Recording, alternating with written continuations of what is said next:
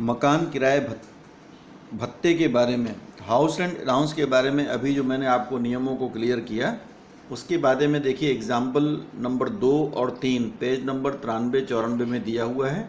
Exercise number 2, 3 और 4 ये page number 150 और 151 में इसके अंतर्गत आपका गिवन है, दिया हुआ है। मैं एक्सरसाइज नंबर 2 जो है उसको पहले समझाने का प्रयास कर रहा हूँ। ये 3 स्थितियाँ दी हुई है। मिस्टर राम का एक क्वेश्चन दिया हुआ है, ये क्वेश्चन मैंने नोट करके भी रखा है, यहाँ पर ध्यान देंगे। निम्न दिशाओं में कर मुक्त और कर योग्य HRA की राशि निकालिए, टैक्सेबल और एग्जेम्प्टेड जो है। ये 3 कंडीशंस हैं। पहली परिस्थिति में लिखा हुआ है बेसिक सैलरी, इसको मिलती है 20,000, 30,000 और 20,000। उसके बाद महंगाई वेतन, ये मूल वेतन का यहाँ पर मिल रहा है 10%, बाकी जगह कुछ नहीं है। उसके बाद महंगाई भत्ता, ये आपको यहाँ पर मिल रहा है इसको 10%, ये 10% बेसिक का लिखा हुआ है।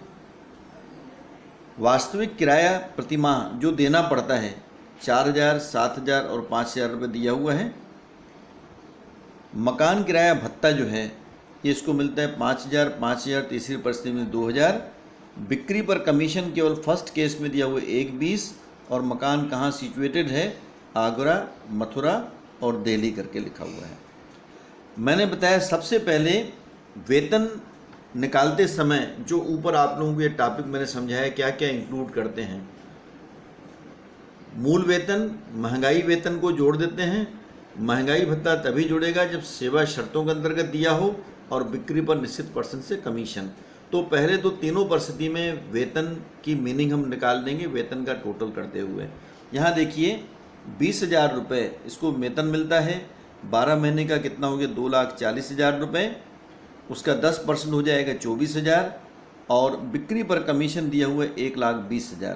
तो ये 3 चीज़ों को पहले हम क्या करेंगे, जोड़ देंगे। इसका सॉल्यूशन जो मैंने पीछे बनाया है उसको आप बता रहा हूँ, मतलब आप लोगों को क्लियर करते हुए उस दूसरे क्वेश्चन का सॉल्यूशन देखेंगे। पहले सैलरी की मीनिंग निकाल दी। बेसिक पे 2,40,000, डियरनेस 10% हो गया 24,000, 1,00,000 बिक्री पर 1,20,000 बिक्री पर कमीशन, टोटल 3,84,000। दूसरी परिस्थिति में केवल बेसिक पे लेंगे क्योंकि महंगाई भत्ता सेवा शर्तों के अंतर्गत दिया हुआ नहीं है। तीसरी परिस्थिति में भी केवल मूल वेतन लेंगे क्योंकि सेवा शर्तों के अंतर्गत नहीं दिया हुआ है। तो इस प्रकार से कैलकुलेट करके निकाल लेंगे। अब टैक्सेबल और एग्जेम्प्टेड के लिए ये 3 बातें मैंने बताई। वास्तव में प्राप्त मकान किराया भत्ता कितना मिलता है आप देखेंगे 5,000 रुपये प्रतिमाह दिया हुआ है, तो इसका 60,000 हो गया, इसका भी 60,000 हो गया। तीसरी परिस्थिति में 2,000 प्रतिमाह क्वेश्चन में दिया हुआ है, तो ये 24,000 हो जाएगा। उसके बाद वेतन के 10% से अधिक वास्तविक देय किराया, तो वास्तविक देय किराया पहली परिस्थिति में लिखता है 4,000 रुपये मासिक, 12 महीने का हो गया 48,000। ऊपर सैलरी की मीनिंग देखेंगे आप, पहली परिस्थिति में कितना है 3,84,000, तो इसका 10% 38,400 ये इसमें से माइनस कर दिए। 48,000 माइनस 38,400 तो 9,600 रुपये की राशि आ जाएगी। दूसरी परिस्थिति में उसी प्रकार 7,000 रुपये मासिक दिया तो 12 महीने का 84,000 हो गया। सैलरी का 10% जो आपने देखा ऊपर, ये 36,000 और 24,000 दोनों में से माइनस कर देंगे। पहले में 36,000, दूसरे में 24,000 माइनस कर दिए, तो ये अमाउंट आपका 9600, 48,000, 36,000।